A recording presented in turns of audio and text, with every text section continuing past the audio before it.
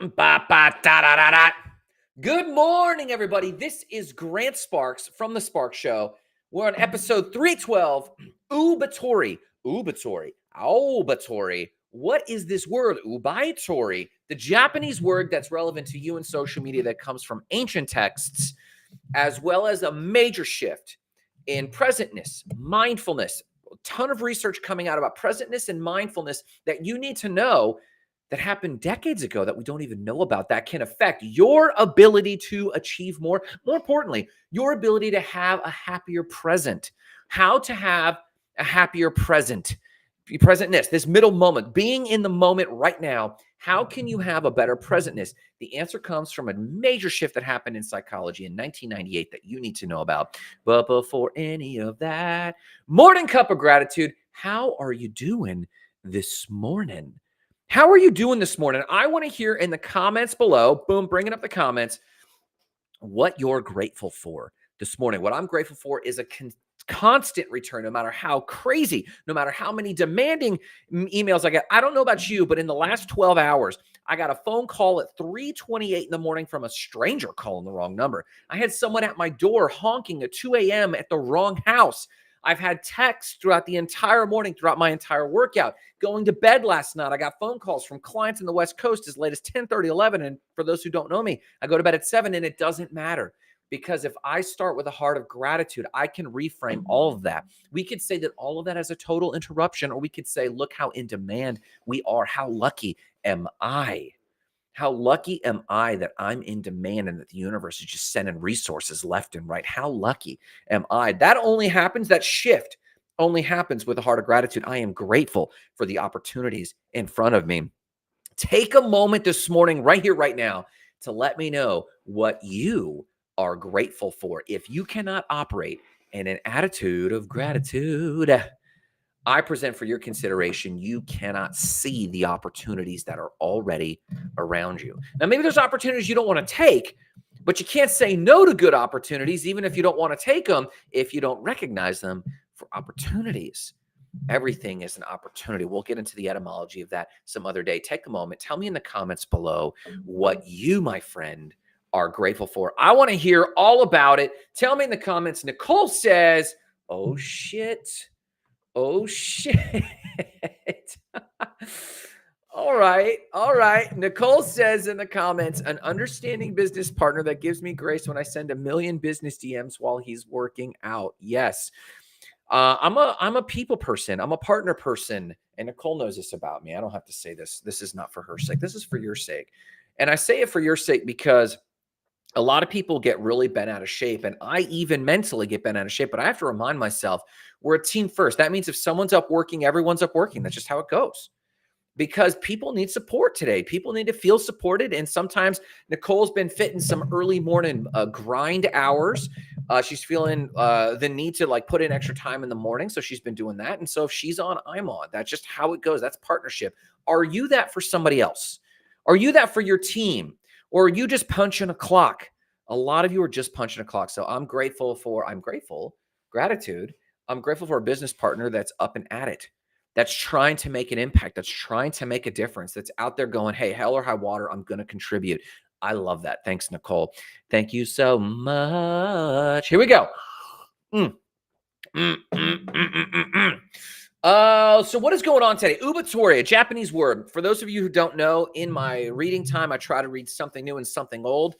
C.S. Lewis, the author of The Lion, the Witch, and the Wardrobe, as well as The Four Loves and many other books, used to say you need to read an old book between a new book. Every time you pick up a new cutting-edge novel that is new on the scene, you need to intersperse that with books that are written of ancient yore, because you need to keep an eye on where our thinking comes from. If you can't read older books, well, you have no business reading newer books. I read old Japanese books, and I came across a term that actually my friend, shout out to Jackie Roach, that Jackie Roach posted on her wall, and it's Oubaitori, and it's in the comments or the description. I'll put it in the chat right here for everyone. It's Oubaitori, Oubaitori, and it simply means this. It's the Japanese art. It is the Japanese art of allowing people to bloom in their own time, like a flower blooms. As for those of you who don't know, many ancient Japanese teachings and modern Japanese teaching are big on presentness, awareness, open-mindedness. And in so doing, observing nature and then allowing that passive observation of nature. We don't judge flowers for some blooming earlier and some blooming later. We don't judge them. We don't compare ourselves to them. Some flowers bloom early, some a little later. They generally all bloom in the same season. Some bloom very early in the season, some bloom very late in the season. And that's okay. And we don't judge that. And we don't judge ourselves too harshly if we're being good to ourselves. So Oubaitori is the ancient Japanese art of observing nature like a blooming flower and applying it to people. And saying, I'm not going to judge this person if I think, like we have a social media and influencer company, the Influencer Academy. If an influencer comes in and says, hey, I'm doing X, Y, and Z content, there are no real rules or formulas. There are principles, and those principles work. But we shouldn't judge them. We should equip them. We should tell them what the season is. We should tell them what's been working for others. But we should use our words carefully so that we're not using shoulds and have-tos. You should do this, and you have to do that. No. We could use could. You could do this, and this is what's worked for others. Because if we start throwing expectations on people that have worked for others, if those become solid expectations, those might as well be religious dogmas. And what do we know about religious dogmas? They always fall away because they always fall victim to shaming. They always fall victim to being inaccurate. But we can't share principles. We can't share principles that have worked for the most amount of people. And Oubaitori is the Japanese art of sitting back and observing, listen, if all of this is nature and I let flowers bloom in their own good time, they're still applying the principles, but I let that flower bloom, blossom in its own good time, then why wouldn't I do that with people? Because we want more out of people than we want from a passing flower. We expect more for people. And if you're listening to the language set, you're hearing a large amount of egocentrism. What I want out of those people, what I want for those people, what I want. If it starts with what I want, it really is not doing the same thing we do with flowers. We will never be upset with a flower. We might be disappointed. I wish that would have borne fruit, or, oh man, it could have done this and it could have done that. But we walk away and let it go at that. Treat people with the same Oubaitori, the Japanese ancient art of observing flowers and letting humans bloom in their own good time. And there's something behind this, and that's lack of comparison. Trying not to compare, simply observing. Now, you can note, well, these flowers bloomed earlier and these bloomed later. But you can do that with people too. This person hit 1 million subscribers at that point, and this person didn't. Oh, well, no judgment here. The Japanese fine art of Oubaitori. And if we can do this for others, we should do this for ourselves. We should allow ourselves the same grace that we let flowers bloom in their own time. We should definitely give people a pass and not pass judgment on them. Therefore, we should also not pass judgment on ourselves. And there's so much behind that, but I'm going to pause there with Oubaitori and let that sit for a while of how can I give myself grace and not compare. Now, this is we really believe that social media has made this harder. We believe that social media in our feeds and any media, the news media, we believe that it is harder today to not compare ourselves. And I present for your consideration, it's not. I present for your consideration, social media is simply a mirror of what exists in society, and we are choosing to consume it at a high rate. We don't have to consume it at a high rate. We're feeding ourselves fodder, firewood, kindling to burn ourselves up a little bit as we see what everyone else has. And now we're consuming and not creating our own future. And that is our bridge into the change that has gone on in today's lesson, the change that has gone on in psychology today and goal setting on how to have a better present. Most of us want to just be happier. Most of us are pursuing some form of happiness. And there's really only 2 frameworks of happiness that most people are experiencing. I'm either happy right now, or I'm pursuing a goal and I'm happy in the pursuit, and I'll be even happier when I achieve it. And there seems to be 2 camps, two types of people camping out in this. And one type is when I set goals, it stresses me out. So I'm just going to be in the present, make the best decisions I can. One says I'm not going to look to the future, and the other says I'm going to look to the present. So you can't be present-minded if you're thinking about the future. Well, a lot of research has been done on goal setting, and we're going to unpack how both parties are actually thinking about the future. Let's talk about it. A major shift happened in 1954 and again in 1998. For those who don't know, I have spent my entire adulthood from about the age of 21 until today researching the history of personal development, goal setting, and positive psychology. And it's impacted me deeply. And I've touched a lot of content. And when I travel, most of you know by now, when I travel, I collect old and out of print personal development books. And, stuff from the 1700s. I've got on my shelf right back here, right on this little shelf right here, stuff from the 1500s or the 1700s. I'm sorry. I do have stuff from the 1400s and the 1600s from ancient Japan. But a lot of psychology and personal development books go back quite a ways and in different ways that the people of that time spoke about personal development and positive psychology. Well, right up until all of time, from the ancient Greeks right up until, the ancient Greeks had a little bit of insight on something called teleology. We'll come back to that in a second. And then roughly from about the medieval era to literally 1954. What happened in 1954? In just a quick second. But roughly from the Middle Ages until 1954, nearly all attempts at psychology, attempts at understanding happiness, believed that the way someone was today, their attitude, their outlook, the action, and therefore the actions they take, how they spent their day was based on their history, was based on their past, was based on what happened to them. Oh, you were abused. Oh, you grew up on the streets. Oh, you grew up short. Oh, you grew up tall. Oh, you grew up good looking, or you grew up bad looking. And all of those histories, it was largely believed until about 1954 that all of those histories determined the actions someone took today.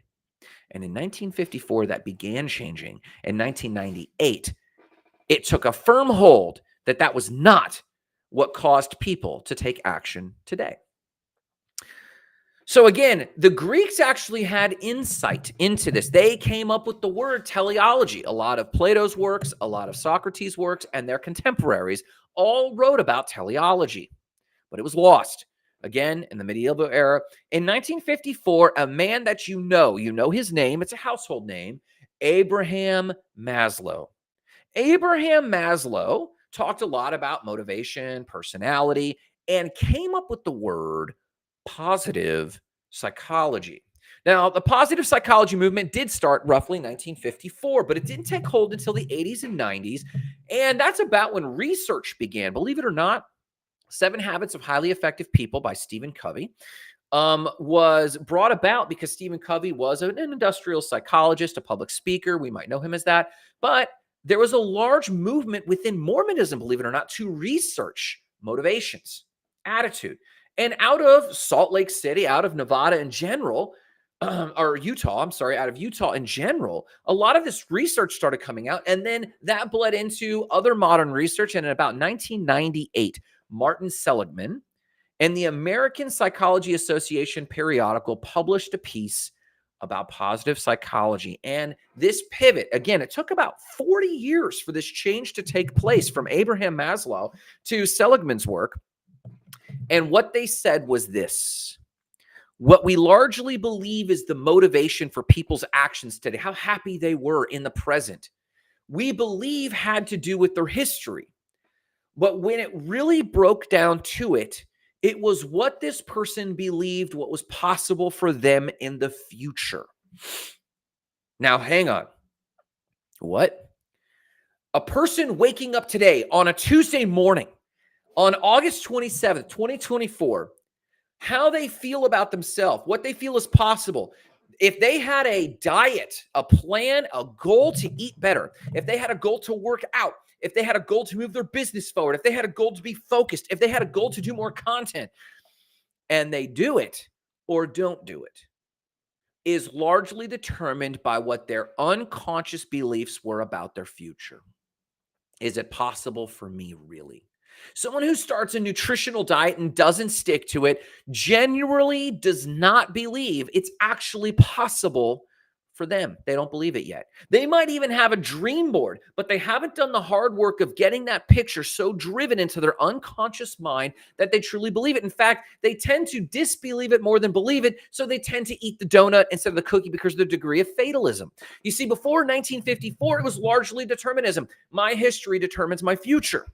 And in 1954, this idea began to change and again solidified with Martin Seligman's work and his research, where they found out that what the person actually believes about their future determines how they act today. Now, we started this talking about happiness.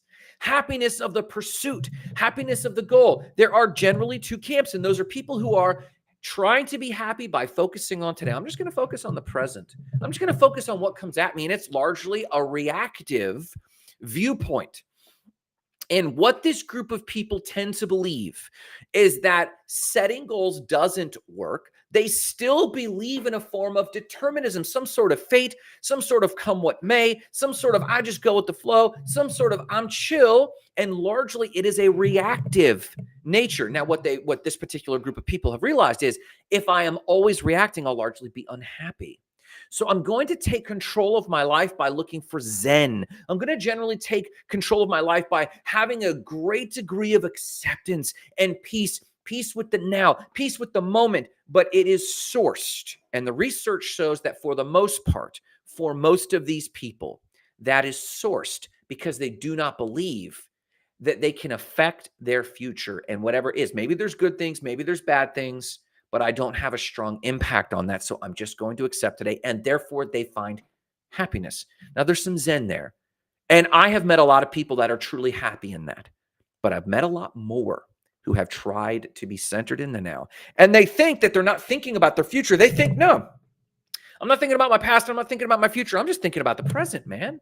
It doesn't make sense to think about the future. But when you break it down, it's because they don't believe they have an impact. So again, the research shows what they believe about their future, it's out of their control, is determining even the Zen mastery. And there is something good with Zen. If you are exhausted, if you are tired, if the goals are just a bit much and you need to recover, if you need to sleep in, if you need a recovery period, this is a great paradigm to just breathe and be in the moment and accept some things that you cannot change.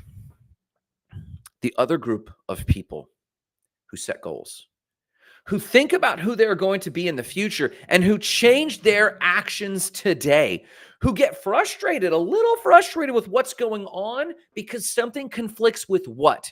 The picture of who they are in the future. Now, of these two groups, who's happier?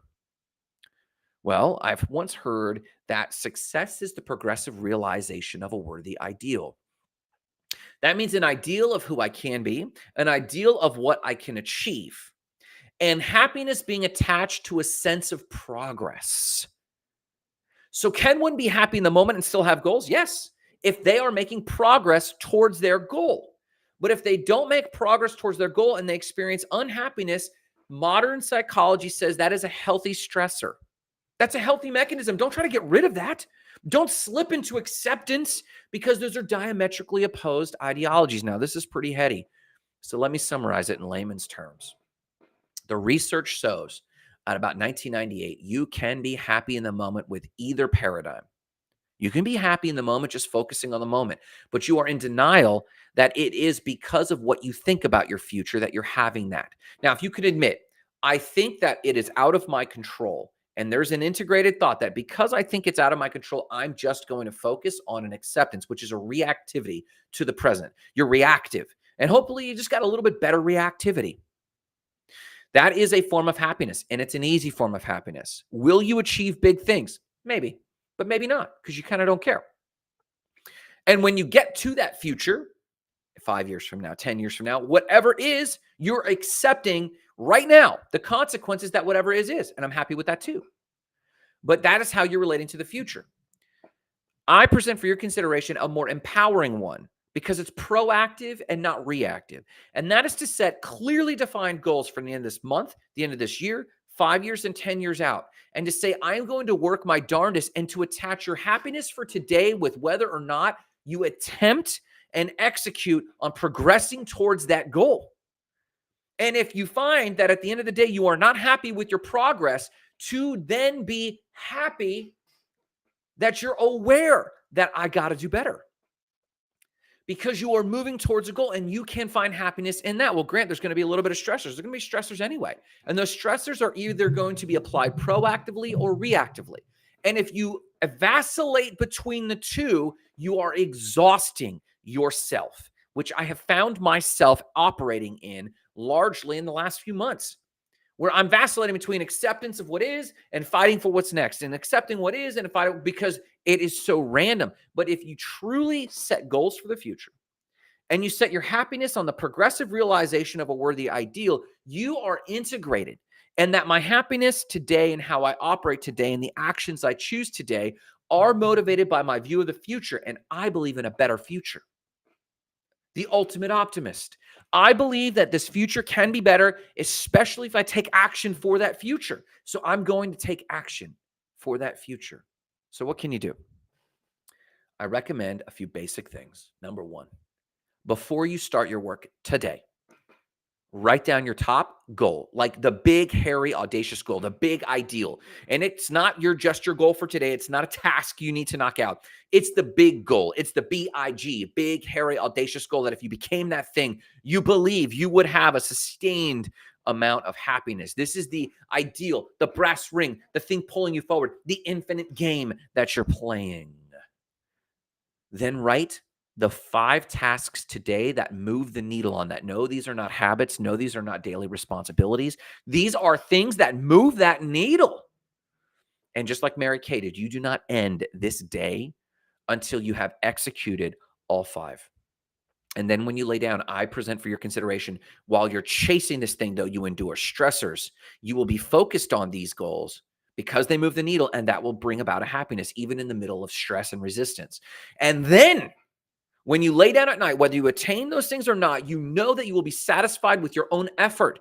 Success is, hear this quote, success is the progressive realization of a worthy ideal. And when you lay in bed, success or not, you know that you would feel like a success because you would have given your all to execute in a calculating way towards a worthy ideal, towards your goal. So whether you win or whether you lose, you still win, because you go to bed happy because of who you were. And then before bed, you write down before you fall asleep what you're going to tackle tomorrow, because your unconscious mind will then work on this. Your unconscious mind, how you behave right before you fall asleep, affects your unconscious mind for 8 hours, over a third of your living existence. If you're getting 8 hours of sleep, 8 hours unconscious, your unconscious mind is working on the last thing you gave it. Did you give it scrolling the feeds? Then you gave yourself 8 hours of comparing yourself to others. Did you give yourself, did you feed your brain before you fell asleep a good book, a fiction novel, a nonfiction novel, some idea, your goals?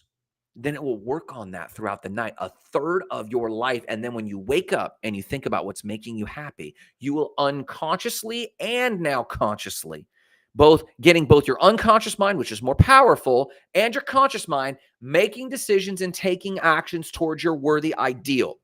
Do you want to be a civic leader? Then by all means, go to those civic events. Do you want to build a financial empire? Cancel everything except working towards that. Well, I can't. I'm not really sure what to do. That points out to me that you, A, haven't decided if you're reactive or proactive. B, haven't decided on your major definite purpose, your big, hairy, audacious goal. 3, you haven't decided on the 3 things, and you chose something else over those 5 things that will move the needle forward. And therefore, number 4, D, you have not committed to your future self. You might as well focus on Zen. You might as well cool your heels, because it's a lot less stressful and a lot easier.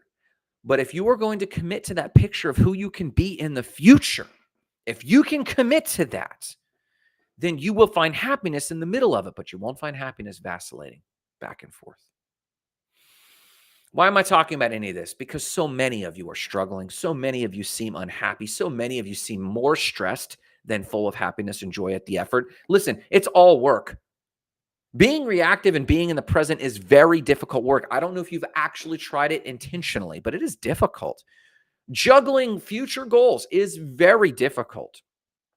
And a lot of you, even if you're saying, I'm not setting goals, I'm just being in the present, you've set a goal for your future. And that is an ambiguous future, which is very stressful. Unconsciously, there's an open loop. You might be meditating in yoga class and be able to say all of your mantras, but unconsciously, your mind does not know where it's going because your brain, your meat suit, your meat vehicle is teleological regardless. That's what the research proved. That when you have goals, you have lower cortisol. When you have goals, you sleep better. But when you don't have goals and even you're focused on the present, your sleep is more restless. You might wake up and go, oh man, no, I'm chill. I'm acceptance. And might even feel integrated in that in your conscious mind. But all of your symbols in your body are telling you something else. Why am I talking about any of this? I want you to be happy. I don't just want you to have goals. I know that goals statistically work for the average person across the board. Therefore, I wish you to have radically clear, radically powerful goals for yourself. So what can you do today? The tips: set your top big, hairy, audacious goal, your worthy ideal. If you made your definite purpose, if you haven't written those yet, please do. Then write your top 5 things, and these are not responsibilities. These are not repeat things. These are not your daily things. These are the top 5 things that move that needle forward, and don't go to bed until they're done. And then just before bed, write those for tomorrow, and then rewrite your big, hairy, audacious goal. If you can do that, I guarantee you will have a higher degree of happiness. I guarantee. Put me to the test. In fact, my challenge to you is this: if you can prove to me that you have done this twice a day, write your big, hairy, audacious goal in your top 5 for today, execute on it at night, write your big, hairy, audacious goal in the top 5 for tomorrow, repeat it in the morning for 30 days. If you do not feel happier, if you have not made more progress, I'll write you a check for $500. Find me, show me the 5x8 cards where you physically wrote it day in and day out. And I'll write you a check for $500 if you can honestly look me in the eye and tell me you're not happier. If you can look me in the eye and tell me you haven't made more progress, I'll write you a check for $500 cold, guaranteed. You see it here. It's going to be on YouTube Live forever. I'm not taking it down. It's going to be on Facebook Live forever. I'm not taking it down. Hold me to that, please. And I guarantee you'll move forward. No matter what you do today, I want you to remember the mission: igniting lives of explosive significance, starting with your own. Have a great day.